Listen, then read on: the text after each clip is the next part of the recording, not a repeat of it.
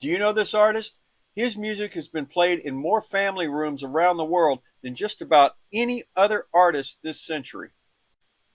How about this artist? He's the lead guitarist and co-founder of a multi-platinum selling rock band. Do you know this man? This artist was rhythm guitarist and lead singer for one of the biggest rock stars of the 1970s. Do you know him? Hey everybody, the last three photographs you saw all have something in common, and it goes against the modern way of thinking for concert photography. And in this video, I'm going to show you what that is and how it works, and I'm going to show you my settings for each of the photographs, plus then some. So stay tuned, and I'll be right back.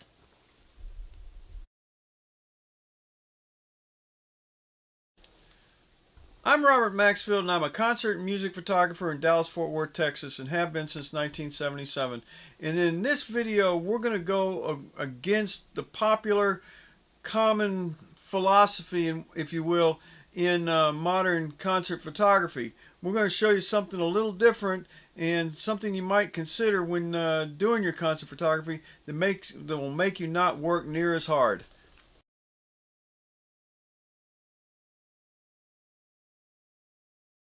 Eric Johnson's Cliffs of Dover is one of the most played songs in history. If you've heard Guitar Hero, this is the theme song from Guitar Hero, and this is the artist that plays it. Here are the settings for this photograph that I took of Eric Johnson 2 years ago at the Dallas International Guitar Festival.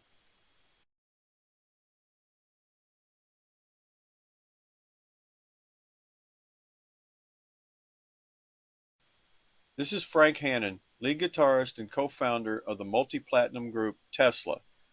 Here are the settings I used to photograph him in concert at the Dallas International Guitar Festival.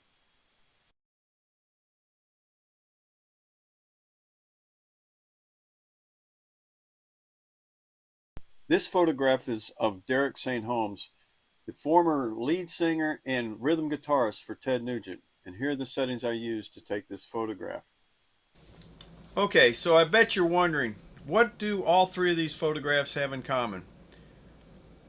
Contrary to popular philosophy in music photography today, all three of these photographs were shot in bright, open sunlight, except for the one of Frank Hannon, which was done during a little bit of overcast and rain, but they were all shot in daylight.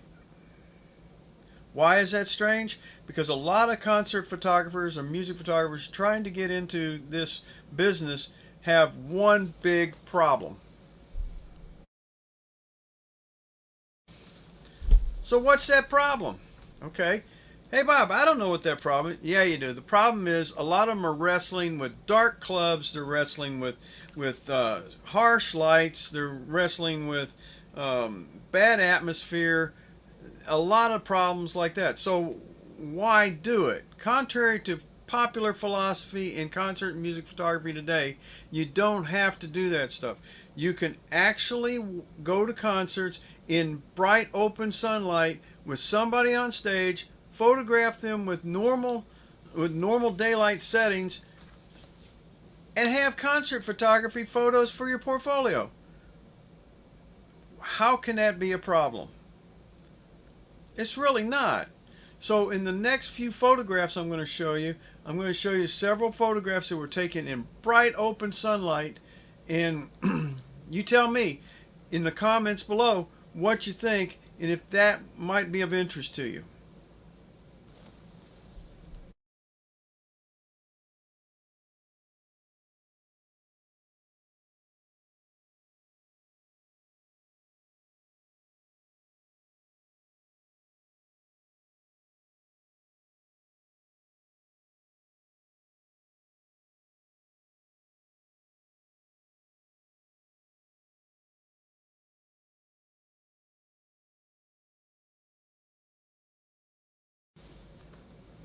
We shoot on an average between 50 and 75 shows a year. At least for the last 3-4 years, that's been our average.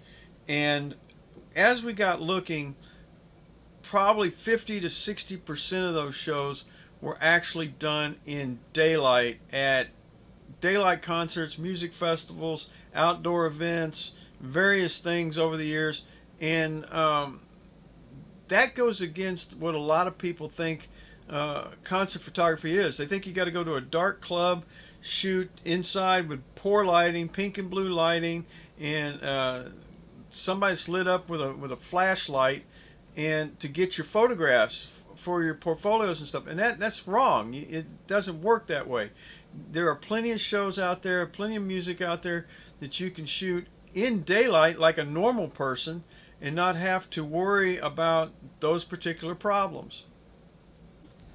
I put a few more artists out there to show you the settings, and let's see, I got Rocky Athis, Art Meneses, Rachel Stacy, Rob Miller, just to name a few, and all of them were shot at different places, different times, different locations, and they were shot in daylight. And they're playing music, shooting in daylight. They're easier to photograph, and you don't have to go to some place that you don't want to go to, some club that you're not interested in. The same basic skills come about where you have to get a hold of the band, the artist, get permission to shoot them, do all the basic stuff you do, but you don't have to go through a lot of those harsh lighting conditions and problems. So that makes things a lot easier, and that's what the main point of this video is about. Got thinking, 50 to 60% at least of our shows that we do are in daylight. Check your area. Maybe some of the shows that you have are in daylight, and it might make your life a whole lot easier as a concert photographer.